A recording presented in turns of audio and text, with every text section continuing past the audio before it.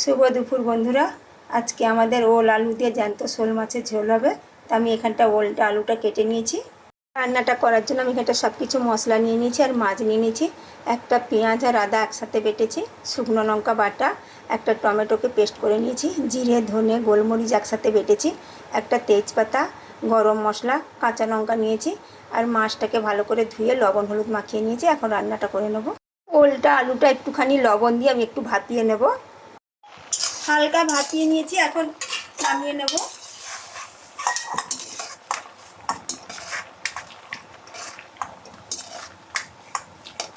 আগে মাছটা ভেজে নেব। সরষের তেল দিয়ে দিয়েছি কড়াইতে।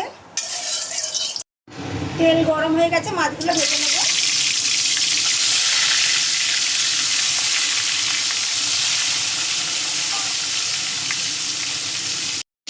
মাছগুলো ভাজা হয়ে গেছে, আমি বেশি কড়া করে ভাজিনি, এখন তুলে নেব।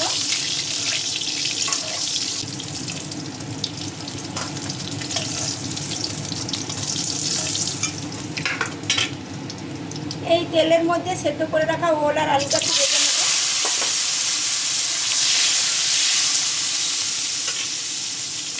সেদ্ধর সময় লবণ দিয়েছিলাম, এখন লবণ দেবো না আর।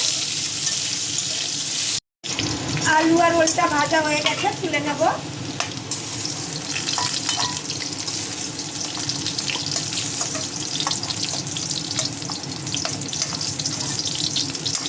গরম মশলা তেজপাতা ফোড়ন দিয়ে দেবো। পেঁয়াজ আদা বাটা দিয়ে দেবো।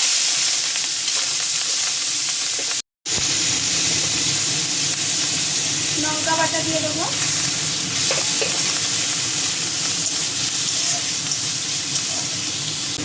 লবণ দেবো।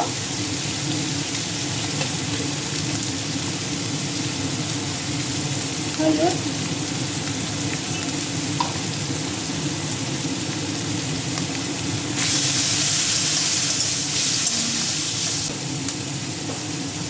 কাঁচা লঙ্কা,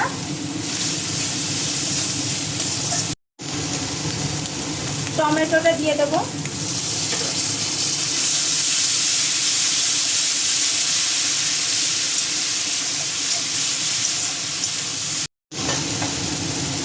জিরে ধনে গোলমরিচটা বেটেছিলাম, একটুখানি জল দিয়ে গুলে নিয়েছি, দিয়ে দেবো।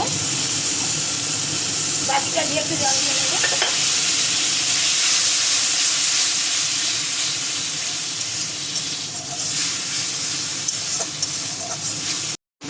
মশলাটা ভালোভাবে কষিয়ে নিয়েছি, ভেজে রাখা ওল আলুটা দিয়ে দেবো।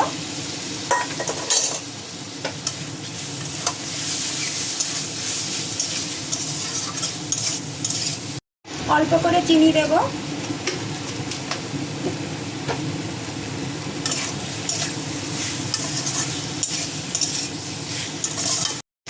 সব কিছু ভালোভাবে কষিয়ে নিয়েছি, এখন জল দিয়ে দেবো। পাতলা ঝোল করবো, জলটা একটু বেশি দেবো।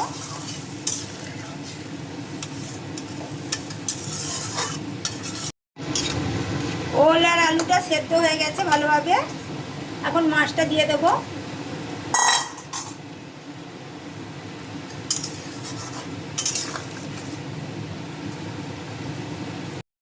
রান্নাটা হয়ে গেছে, নামিয়ে নেব। রান্নাটা হয়ে গেছে। আজকে আমার রান্নাটা কেমন হলো বন্ধুরা কমেন্টে জানিও। সবাই ভালো থেকো, সুস্থ থেকো।